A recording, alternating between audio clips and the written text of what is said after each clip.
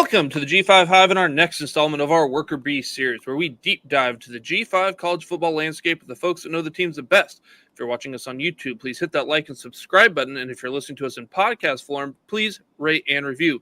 Today, we'll be taking a look at the Colorado State Rams, who finished 5-7 last season.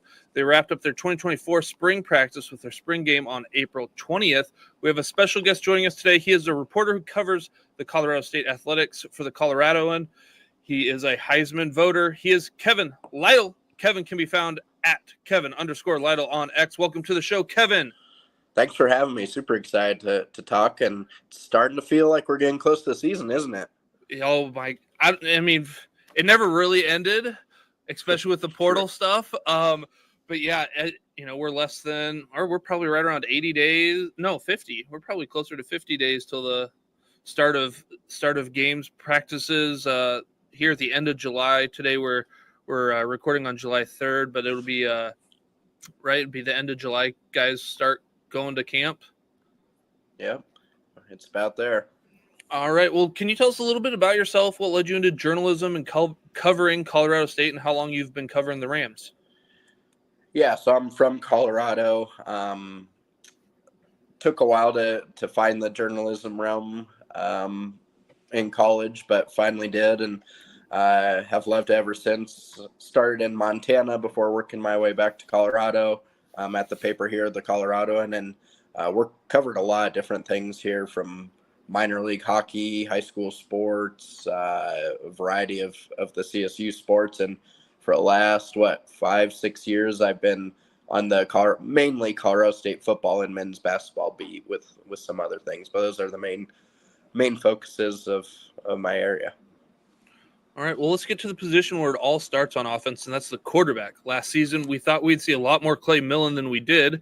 He was pulled in the first game of the season and replaced by game 2, freshman Braden Fowler Nicolosi, who took over and started every game of the rest of the season. How did Braden look in the spring? Yeah, it really was a crazy change last year. Clay Millen came from Nevada with Jay Norvell kind of be the guy, and didn't last that long, 13 games really. Actually, I think a little less, because I think he missed 1 or 2 injured. But yeah, Braden Fowler Nicolosi came in. Boomer bust kind of offense with him. He made some huge plays. He has a pretty electric arm. He's not a runner, but he's mobile, if that makes sense. So he'll scramble around, make some of those, keep plays alive and make plays that way. Like I said, big arm. But with that, he has the big arm tendency of thinking that every opening is a real opening, and he can fit in there. Through a ton of picks last year. Some of that was, throwing where he shouldn't. Some of it was just, a freshman, seeing college defenses for the first time. Excuse me. But he coaching staff thinks he made big strides in spring, is a lot more comfortable and confident and kind of everything that goes with running the offense. So yeah, there's a lot on him this season. Who's going to be the number 2 there behind Fowler Nicolosi? Yeah, I think Jackson Brousseau is probably the guy. He's another one of the recruits of this staff that they're really excited about. He's maybe the best pure deep passer on the staff.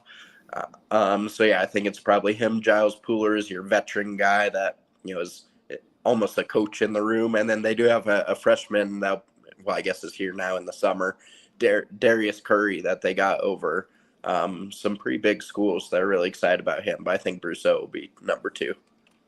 All right, well, let's move over to the running game. The Rams' leading rusher from a year ago, Van Shield, transferred to Northern Colorado. This room looks crowded. They bring back Justin Marshall, who only had 78 yards behind Shield despite playing in 6 less games.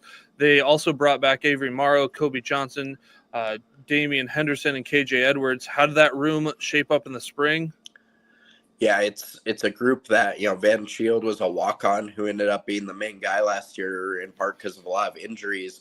But Justin Marshall really came on late in the season, was really, really impressive. Dynamic runner, good vision, quick cuts. He is probably the main guy. He missed some time in spring. They need him to be, on the field and able to play. But he's probably a main guy, even though he doesn't have much experience. But then, yeah, you nailed it. There's a lot of guys that can play Excuse me, Kobe Johnson. He had more than 2,500 yards at North Dakota State. He was hurt last year, but he's back. Avery Morrow's a physical back, and Henderson's another young guy that they really like. So all those guys will probably see the field. What should we expect in terms of a workload here? That's a great question. I don't think we know. I think you're going to see quite a split. I don't think you're going to see one guy have, 80% of the carries. I think it's going to be pretty divvied up. All right. Well, the passing game looks a little different here in 2024. Justice Ross Simmons transferred to Syracuse, and Lewis Brown IV transferred to San Diego State. Just as intriguing as those transfers were, their leading receiver from 2023, Torrey Horton, comes back for another year. Man, I was convinced he would be off to the NFL. What can you tell us about Horton coming back for another season? That's got to be exciting there for Colorado State. Yeah, a lot of people thought he was going to be off to the NFL, but he saw, an area or, got feedback of some areas of growth that he could, pursue with another year in college. There's some, I think CSU, tried to make sure he was in a good place NIL wise, which helps, but he's just a super dynamic playmaker. I think he's the best receiver in the Mountain West. He can good route runner, good hands, can go make a play. He can do a little bit of everything. He's also an electric punt returner. So, yeah, I think Torrey Horton is just one of the best in, the group of five and just an electric player. And him coming back in a lot of ways really mitigates the loss of those other guys because Torrey Horton is that good. He's super, super dynamic player. Now, with guys like Dylan Goffney and Dawson Menegatti returning, and they also bring in Amani Winfield from Baylor and Keenan Higgins from San Jose State and Donovan Ali from Cincinnati. How did this group look in the spring? Yeah, I think those transfers are going to be big. Ali was the only one that was here in the spring, but he's a really big physical player that I think, especially in red zone, they'll use him. Goffney, like you say, returner. He had a huge spring. The coaches were kind of raving about what he did, so they're looking for him to take a step forward. And at least one of Winfield or Higgins, I think, will be important. So they also have some young guys coming up that they're excited about. So this staff and this offense creates receivers, so I think they're going to have them. It's just a little uncertain on which ones. You talked about some younger guys, stepping up a little bit. Who are some of those younger guys that you saw step up in the spring? Yeah, Caleb Goody, he played a little bit last year as a true freshman. He had a really good spring. Jamari Person is another guy that had a really good spring. They have some true freshmen that you never know, like a Jordan Ross was a 4-star recruit that they landed, who he should be here now in the summer and, could be part of that group. So, yeah, they have a lot. This staff, they get receivers, that's for sure. So there were 139 targets vacated with the transfer of Ross Simmons and Brown IV. Who steps up in those absence of those guys and sees those targets and how do you see those targets getting divided up? Yeah, I think you're going to need more catches from Goffney than last year. I think Ollie's going to get a decent number. I think, probably Winfield will get some. And then probably some of the youngsters as well. And it's hard to say more targets for Torrey Horton because it's not like he was lacking them. But there might be more targets for Torrey Horton. Well, one of the biggest losses to this offensive side of the ball was the tight end. He's now a New Orleans Saint, Dallin Holker. Holker was second on the team in targets, reception, yards, and touchdowns for the Rams in 2023. How does Colorado State replace that production? Yeah, I mean, that might be, the biggest question for this offense because Holker did so much. He opened up the middle of the field. He would take, a safety away from Horton or something like that. He really created problems for defenses. So it's a huge hole for CSU to replace. And it's to be determined a little bit. Vince Brown is back. He had some targets last year, but not a ton. They have a couple other guys that have been on the roster, Jordan Williams, Mason Muau, not a ton of experience. They're super excited about Jackson Warren. They've really been talking him up, a JUCO transfer, kind of a fun story. He, as a high school kid, went to Nevada's quarterback camp when this staff was at Nevada as a quarterback, to work with Matt Mummy. And he's like 6'7", I think, ended up, I think just within the last year or two, transitioning to more a pass catcher than a quarterback. But he's a super athlete. When he committed, you look on his Twitter and, there's videos of him, windmill dunking and things like that. So they're excited about him, but he's a guy that's never played FBS football. Was Colorado State a little bit shocked that Holker went to the NFL, or the fact that the NFL didn't think as highly as Holker as maybe the rest of the college football world did? Yeah, it could have gone either way. It's one of those. On the one hand, was it certain he would be highly picked? No. But on the other hand, he's an older player. I think he was either 23 or 24 when the draft happened. He was, a finalist for the Mackey last year. So on the other hand, it's like, well, the stock maybe was as high as it was going to get. So just go now and, especially with the age thing, just try and get into it. So they were hoping to get him back, but understood. I think that, obviously if your football time clock doesn't go forever, and you may just want to go and get it when you have the chance. And that's kind of what the opposite side worked for Torrey Horton. He's, a fifth-year guy, but he just turned 21. He's a young 21 as a fifth-year guy. So that, that worked in their favor. The Holker age worked, maybe against CSU's favor. Gotcha. Well, the offensive line wasn't in too bad of a shape going into the spring. They did lose their left guard Oliver Jervis and right guard Andrew Cannon to graduation. That means their center Jacob Gardner, left tackle Savion Henderson, and right tackle Drew Moss are all back. How did this group look in the spring? Are they ready to run the ball? Yeah, I think they're in pretty good spot. Like you say, not a lot of turnover, and I think it's probably your most important ones you get back with, center, left tackle, and Moss will be at right tackle. So Aaron Karras is a guy that's got a good chance to start maybe at right guard. They have a few transfers. There's Alex Foster from Utah Tech. Excuse me again.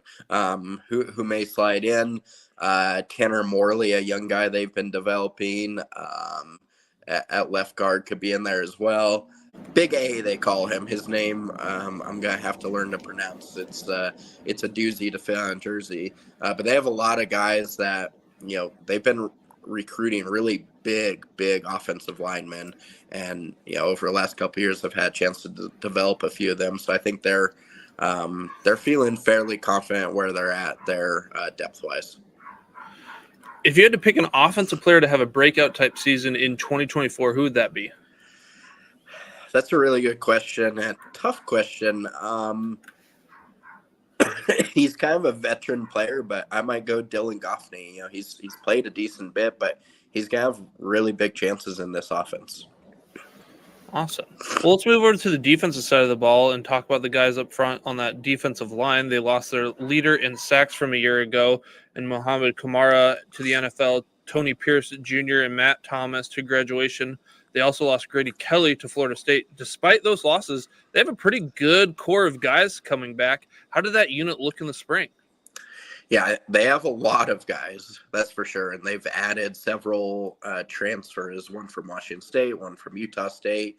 I think the biggest thing is just going to be sack production. I think they'll be, okay in the middle as far as, not getting gouged in the running game.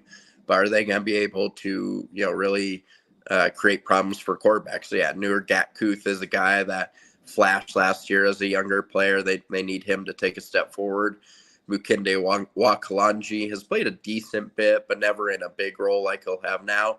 And then it's another one where they have some young guys like a DeAndre Gill, maybe a Kendi McDowell that they're going to need to step up. So they have a lot of players with potential, but some question marks. And then, like I say, the good thing is in the middle, like Cam Baratow, he's been really solid inside for a long time. Tyler Quinn solid in there. James Mitchell start along Baratow. He's solid. So they have pieces. It's just how disruptive can they be? So how do the Rams go about replacing Kamara's production? Yeah, it probably goes without saying. He had 13 sacks last year. You're not going to have one guy come in and do that. Like there just aren't many dudes in college football that can do that. So it's obviously going to be by committee, but like I say, you're going to need guys like Gatkuth and Wakalanji and, maybe a DeAndre Gill to step up. And, if everyone, on that kind of defensive end, side can add another, 1 to 3 sacks to their game, in the aggregate, you can, it's like the Moneyball thing. You recreate them in the aggregate because you're not going to be able to do, just what he did. The linebacking group brings back its second leading tackler from 2023 in Chase Wilson. He had 107 last year. However, they lost their third leading tackler, Justin Sanchez. He had 87 to graduation. How did the linebacking group look in the spring? Yeah, Chase Wilson, he was a little in and out in the spring with an injury, but I think some of that was veteran maintenance. He's just a really solid guy that's worked up.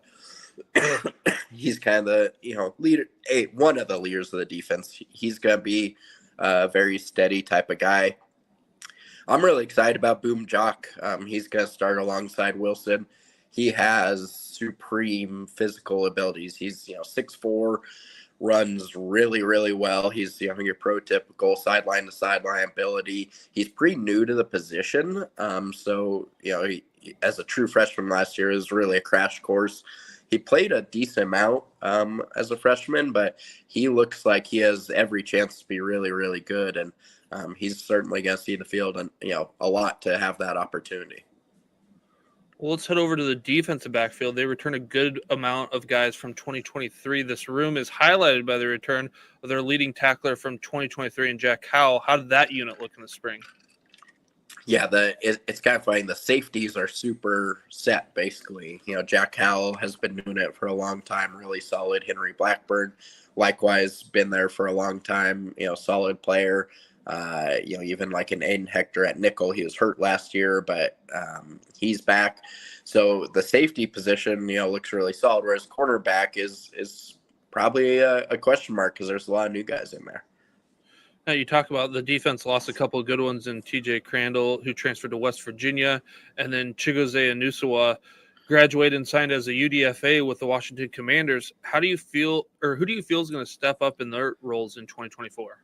Yeah, those are big questions, and we'll see. Isaiah Sissoma had a really good spring. He came over from Nevada. He's a maybe undersized but really aggressive. Elias Larry, he's gonna have some chances. Dom Jones played a decent bit, had a few picks last year. He's a lanky receiver. They've added a couple transfers as well, so you have a lot of competition there. I think it's definitely some open competition for cornerback play. Well, if you had to pick a defensive player to have a breakout type season in 2024, who would that be? I think the two obvious picks are newer Gatkuth and Boom Jock. Gatkuth because, excuse me, Gatkuth because he's gonna get some of those opportunities that Mo Camara got last year of facing the worst D or O lineman and get a chance to get after the quarterback. But Boom Jock, I think, is the one I'll have to go with just because, like I say, he's going to have big opportunities, seems to have made some really big strides. I'm just excited to see what he does. But those two guys are going to be really important for CSU's defense. Well, with the spring practice now over, which position group or groups do you feel is the most concerning? I think probably that cornerback group, just because it's a lot of uncertainty, and CSU gave up a lot of big plays last year. So until you see that corrected, I think that's going to be the one that you're kind of looking at with a wary eye.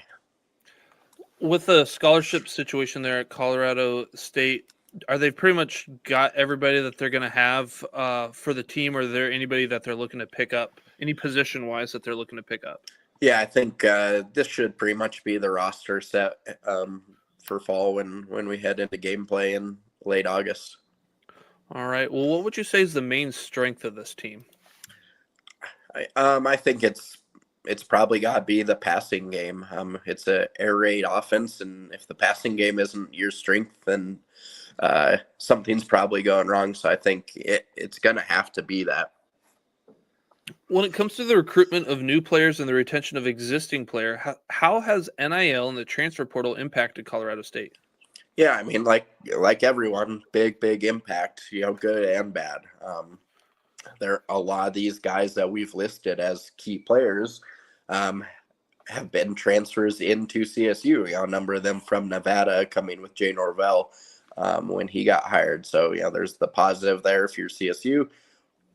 But we also mentioned some of the guys that left. So they've definitely, played both sides of it. There's good and bad. NIL CSU has grown. I think they were slow in getting engaged aggressively in NIL, but I think that has grown pretty quickly. And now the guy who started CSU's collective, the Green Gold Guard, a couple of years ago, John Weber, he's now the athletic director at Colorado State. So obviously he's going to be tuned into that. So they're really ramping up their efforts there. So I think they're in a competitive place in the Mountain West, but probably also not leaders yet in that area. Gotcha. Well, it seems more and more like the demands of the head coach are really turning into more of a general manager type of role between the recruiting of, senior high school players, player retention for your own team, fundraising, and less as the X's and O's type of role. Do you see this trend happening at Colorado State? So it's a tricky one because, I think you're right. It's, even Jay Norvell after the season, excuse me again, I was interviewing him for something. He was talking about, normally right after the season, he's right on the road recruiting and all that. He said he spent the first, couple weeks in-house talking to players on the team, basically recruiting guys on the team to stay on the team and not enter the transfer portal, that type of thing. So, it totally changes there. And then, you have to, I'm sure there are a lot of, NIL conversations, whether it's with boosters or families or all that type of stuff that you have to have all the time. It's just a lot of extra hours. And, in a situation like this, Jay Norvell is not just the head coach, but he's also the offensive play caller. So, the de facto OC, so that's a lot of X's and O's involved for him too. It's a lot to handle. Now, CSU, when Norvell was hired, he brought Tim Cassidy, who I think his title is football chief of staff. So he handles a lot of that, like you say, kind of general manager, CEO role type of stuff. But you know how it is. There are times certain people, they need to talk to the head coach, and you have to do that. So it's definitely really tricky and just really busy. All right, so the 2024 season has come to an end. What does success look like for the Rams in 2024? CSU has to go bowling. CSU hasn't been to a bowl since 2017. This is year 3 for Jay Norvell. 7 home games. CSU's also played 7 first coaches there in their first year at the program. So this is a team that needs to go bowling. So that's success this year. And one kind of micro success within that is if CSU beats Colorado in the Rocky Mountain Showdown, that will turn a lot of people's frown upside down, if you will, for CSU fans. I will say, if people were not aware of Colorado State, I feel like that game last year really put you guys on the map with other people. Yeah, that was crazy. Well, is there anything else that you would like to share or think that we should know about this 2024 Colorado State Rams football team? No, I think we've covered it pretty well. It's a pretty fascinating group that I think has a pretty wide variance on what can happen this season. So I think it's going to be a fun one to follow. Well, thank you again, Kevin, for sharing your time and knowledge with us today. Absolutely. Thanks for having me. All right. If you are watching us on YouTube, please hit that like and subscribe button. And if you are listening to us in podcast form, please rate and review on Spotify or Apple Podcasts. Thank you for your support. And until next time, we are the G5 Hive.